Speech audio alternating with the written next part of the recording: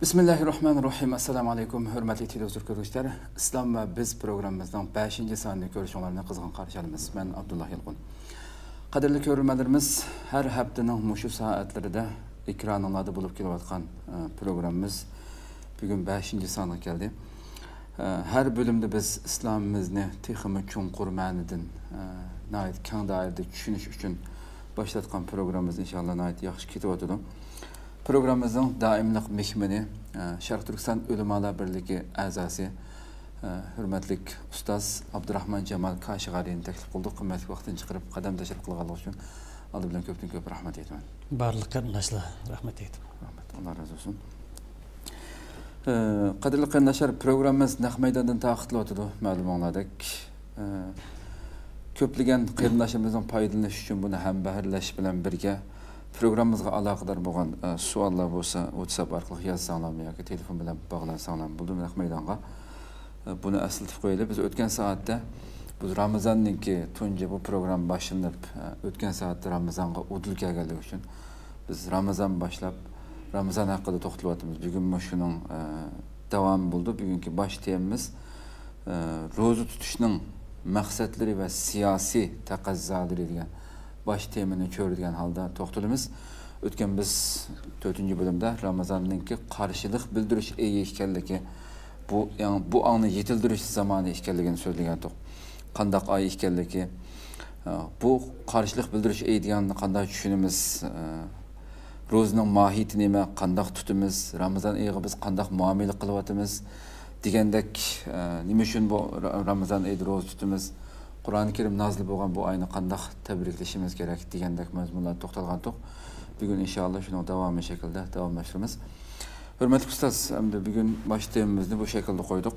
Oldi bilan biz ro'za tutishning ahamiyati nima? Bundan boshlasak. Bismillahirrohmanirrohim. Bizga iymon ne'matini ato qilgan Alloh subhanahu va taolo cheksiz hamd sanolar bo'lsin. İnsaniyatga yetakchi bo'lib kelgan payg'ambarimizga duo salomlar bo'lsin. Maqsad kelsak, ro'zani tutar ekanmiz. Ro'zaning ahamiyati nima degan bu masala haqida biroz to'xtalib o'tish to'g'ri keladi. Maqsadni bayon qilishga ilgari. Islomdagi ro'za islom asoslarininki 4-si hisoblanadi. Musulmonlik o'lchimidagi prinsiplarning birisi hisoblanadi. Musulmonlikning namoyandasi hisoblanadi.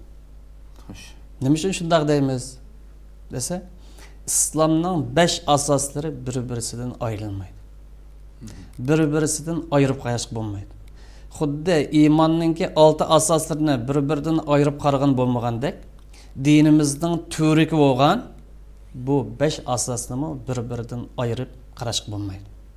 Namoz qanday hukm berilgan bo'lsa, ahamiyat berilgan bo'lsa, ro'zaga ham shunday ahamiyat berildi. İslamdagi barliq ibodatlar qarasak, bu ibodatlarning bir maqsadi bor. İslamning ibodatlarining hammasi taqvo bo'lish engini yetildirmoqchi musulmonlar. Shuning uchun qaysi bir musulmon biror ibodatni qilsa, taqvolik oshir.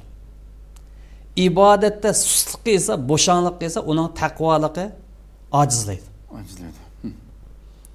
Ibodat taqvolikni kuchlantiradi. Passivlik uni tövelletadi. Masalan, ro'zani misolga olsak, ro'za tutgan vaqtda taqvo bo'lg'ini bo'lamdi desa, ro'zaga munosabatlik doirada taqvo bo'lg'ini bo'l. Ro'za tutib insonning taqvolik olsa, ro'zaga ta'sir yetkazgan mayli hissiy bo'lsin yoki moddiy bo'lsin, siyosiy bo'lsin, iqtisodiy bo'lsin, qaysi bir turdagi ro'zaga ta'sir yetkazgan ishlar qarta odamda sezgurlik ashib. Taqvolik oshgan vaqtida gunoh ishlarga, shariat chekdigan ishlarga odam sezgurlik oshadi. Gunoh ma'siyatlarni xiyol qilmaydigan holat shakllandi. Bu ro'zani so'zilgan vaqtida Ramazon oyi haqida o'tganda to'xtalgan bo'lsak, ya'ni qisqacha biroz qisqarish tegishli bir masala. Ramazon oyi bu qalbning shifosi. Musulmonlarga rahmat, mag'firat, hidoyat, osonchilik bo'lib kelgan bir oy. Shu bu oyda ro'za tutgan vaqtida taqvolikni oshug'ini bo'l. qalbni pokligini bo'ldi. Boşanlıq, susluq, g'ururlik avjag'an bo'lsa, irodani tovlig'ini bo'ldi.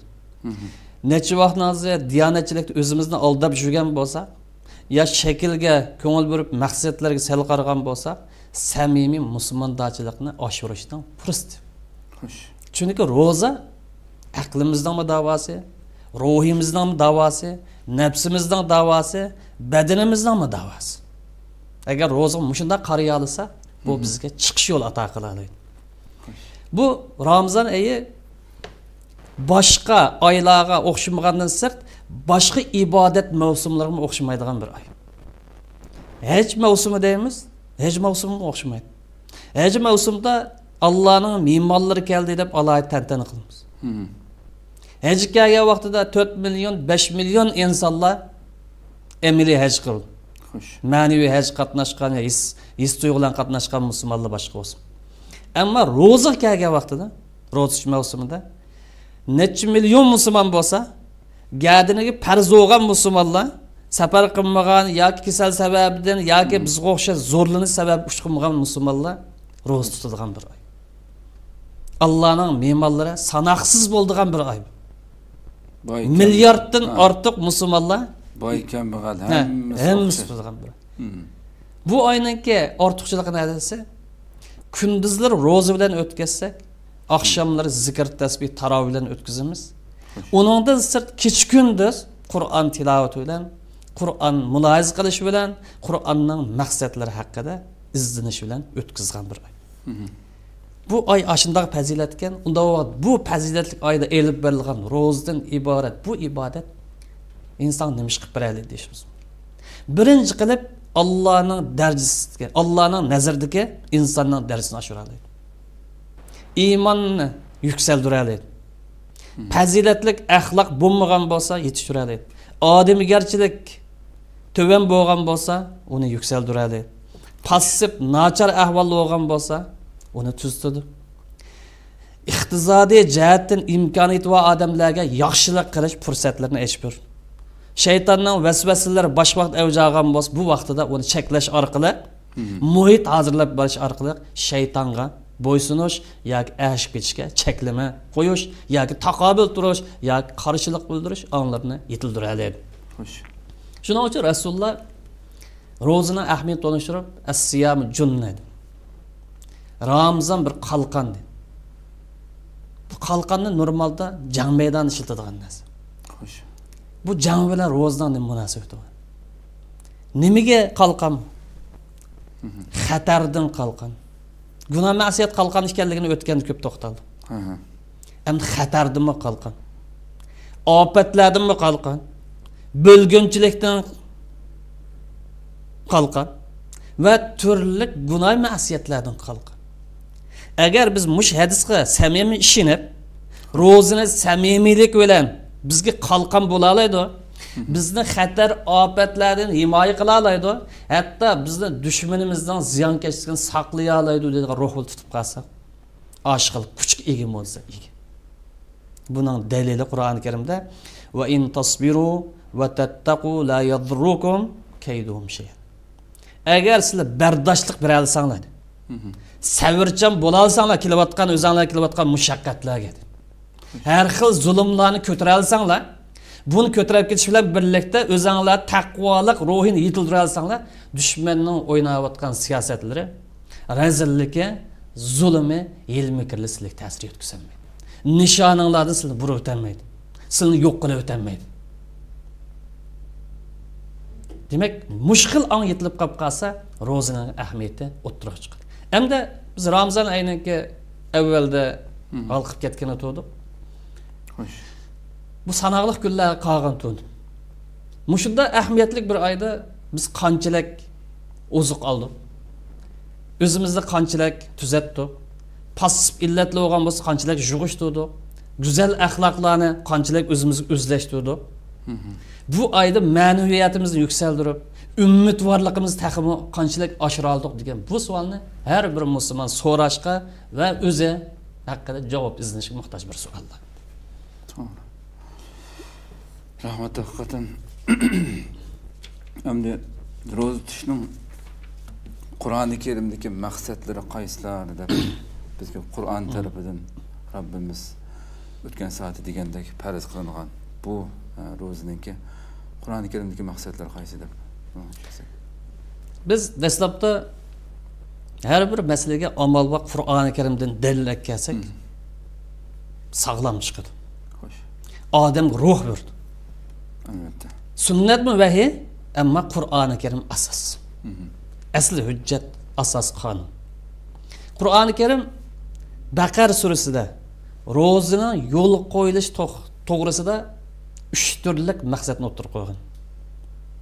O'tgan qisman to'xtalgan bo'lsaqmi, bir qismida ikkisida to'xtalmagan. Qur'oni Kerim ro'za tutishning maqsadini 3 ga bog'ladi. 3 xil sifatga, ya 3 turlik masala. Birisi la'allakum tattaqun. Odam bo'langlar.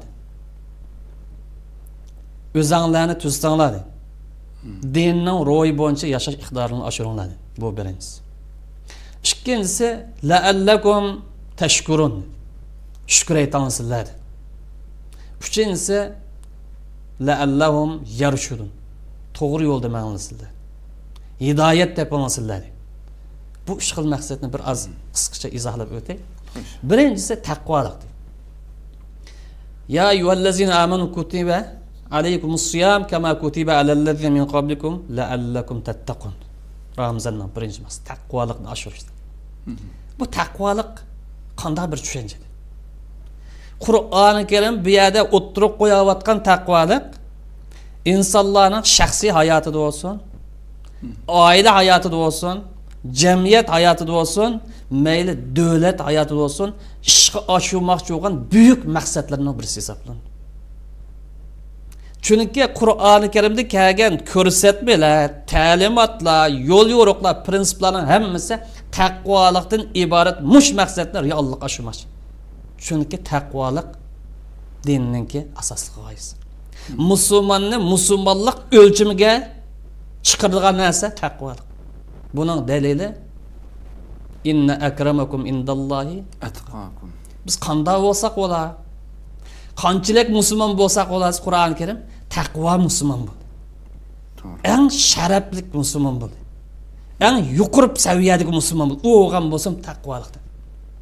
Bu shaklda emas.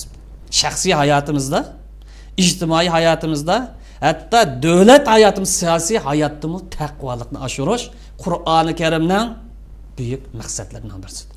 Xo'sh. Alloh ro'zdan iborat bu ibodatning taqvolikni ishga oshirganligini bilamdisi biladi. Shuning uchun ro'zni yo'l qo'ydi. La'allakum tattaqun. Sizlar ro'z tutish orqali taqvo bo'linglar dedi. Bu fursatni g'animat bilinglar dedi. To'g'ri. Agar musulmonlar ro'zining ruhi, uning maqsadlariga rioya qilib, samimiy dindorlik bilan, samimiy musulmonlar ro'z tutib qolsa, taqvolik ishga oshadi. Agar ro'z tutsa taqvolik yo'q, ya'ni abgorlik va passivlik va bo'lgunchilik va musulmonlar ziyonkashlik va islomni yomon ko'rish va yoki bir biroz prinsiplarga rozi bo'lmaslik va yoki o'zida bir o'zgarish holatini topolmaydi, yoki ishbiyonlik qilishga o'xshash nachar sifatdan o'zini topolmaydi, yo g'aybatxo'rlik qilib millatni bo'lishdan o'zini kontrol qila olmaydi, yoki shaxsiyatchilik qilib ofat tug'dirishdan o'zini boshqarolmaydi. Mushunga o'xshash bir illat, bir sabab yanalar Ramazon tutsimi tepilgan bo'lsa, u vaqtida sabab nada? Adam o'zini tekshirish lazım. Ro'zani men qanday tutyapman degan savolga javob topish lazım. Nima uchun bu ro'za Qur'oni Karim cho'qim taqvo qila oladi dedi. Cho'qim insonga manfaat akiladi dedi. Hidoyat qila oladi. Ammo menda nima hidoyat topilmadi? Nima menda bu xil sifat topilmadi deb o'zini tekshirish lazım. Qayt izlanish lazım. Ro'z tutish shaklini, yo'linishini, usulini o'zgartirish lazım. Bu ro'zani qo'saqni idora qilish bilan tutqun olgan narsa emas. Bu ro'zani butun vujudimiz bilan tutadigan narsa. Aqlimiz bilan tutadigan narsa. Xiyolimiz bilan tutadigan narsa, tasavvurimiz bilan tutadigan narsa, qulqimiz bilan tutadigan narsa, og'zimiz bilan, tilimiz bilan, hatto butun a'zolarimiz bilan tutadigan narsa. Bir butun gavdilik holatda ro'za kira olsak, u vaqtida Qur'oni Karim maqsad qilgan taqvolik ishga oshidi, taqvolik natija berdi. U roza bizga mana u vaqtida foyda yetkazgan bo'ldi. Ya'ni rozani tutib qo'yib edigan kechgacha ish tugdi. Yarım saat taravihni o'qib qo'ydi, 1 soat o'qib qo'ydi, buyuk ibodatni ado qilib o'tdim dedi. Ammo uning ijtimoiy hayotdagi stilida o'zgarish yo'q. Kundalik hayotdagi stilida o'zgarish yo'q. Yana suxanchiligi bor, yana jasusligi bor, yana rezilligi bor, yana satqunligi bor, yana nafsoniyatchiligi bor. Bu roza u odamni taqvo qilmagan roza. U odamga foyda etmagan roza. Ammo bu oyat karimdagi tattaqul degan so'zdan ki so'z tarkibi qarasaqmi, bu hazar qilish degan ma'no. Ehtiyot qilish ma'nosida, diqqat qilish ma'nosida, saqlanish ma'nosida, yiroqni ko'rish ma'nosida, oxiratga vasita qilish ma'nosida keldi. Taqimni oddiylashtirib ifodalagan vaqtida birifta Allah razı bo'lgan ish, mayli farzdan boshlanib mubah qadar Allah razı bo'lgan ishning hammasini qilish taqvolikdir. Shuning bilan birlikda Allah cheklagan harom ishdan tortib oxirisi makruh qadar bu ishdan qo'l tortish, buni taqvolik deymiz. Bu faqat tamoq chekkan bo'lsa bibanga uningdan to'xtab, "Ha, men taqvo bo'ldim" bu. Bu faqat kichikkin bir turi. To'g'ri. Bizningki hayotimiz, shaxsiy hayotimizdan tortib davlat hayotiga elib berilgan har bir ishlarda dinning ro'yiga ko'rsatmasi uyg'un kelsa taqvolik bo'ladi. Agar u yerga kelgan chaqda bizlarimiz to'g'ri kelmadi. Yo'q, bu dinni siyosatga aralashtirsak bo'lmaydi. İctimai hayotga aralashtirib olsak bo'lmaydi. Iqtisod chetib olsak bo'lmaydi desa, bu saxtbazlikmi? Saxta dindorlikmi? Buningda taqvolikdan so'z ochqani bo'lmaydi. Qur'on maqsad qilgan taqvolik u emas. U bir odamning tamoq bilan to'qsizlik hosil bo'lgan taqvolik emas.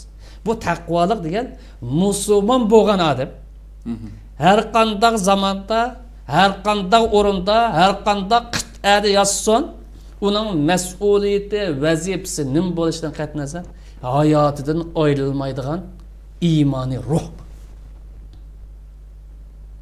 Bütün vaqt uningdan bir gavda bo'lib ketgan bir holat. Shuni taqvolik biz dinning ruhi deymiz. Dinning asosi deymiz. Dinning maqsadi.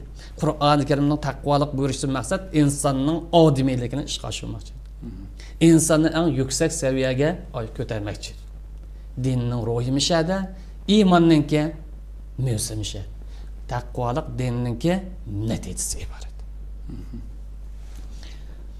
Bu birinchi maqsad Qur'oni Karimniki. Ramazon yo'l qo'yishdi. Ham ikkinchi maqsad shukr qilishdi. La'allakum tashkurun.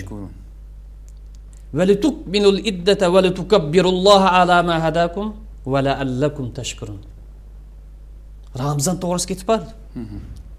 Allah'ni ulug'langlar dedi. Ramazandan yo'li qo'yilishga maqsaddan birisi sizlar Allah'ni tukabbir, ulug'langlar. Allah'ni isinglardan chiqarmanglar. Allah'ning har narsani ko'rib turganligini, bilib turganligini, sizlarning qaysi ahvol tushib qolganligini unutib qolmanglar. Allah'ningki sizlarga hidoyat ne'matini ato qilganligiga shukr aytanglar. Allah Teala'dan muvaffaqiyat tilanglar. Endi bu shukr qanday gap? Tamoq yeplam elhamdülillah deb duo qilib olsak tugdim. Yo'q, unday ish yo'q. Shukr qilish musulmonning hayotininki yerimi yoki iymonining yeri. Musulmonninki iymonining yerimi shukr qilish bo'lsa, yerimi sabr qilish deymiz. Shukrni qalbi bilan aytamiz, birinchi qilib. Qanday aytamiz? Allohning bergan ne'matlarini tasavvur qilamiz. Biz obdan yeb ichsak, obdan kavob bo'lsa, yo ilg'or mashina bo'lsa, dacha bo'lgan bo'lsa, bu ne'mat ko'zimiz ko'radi.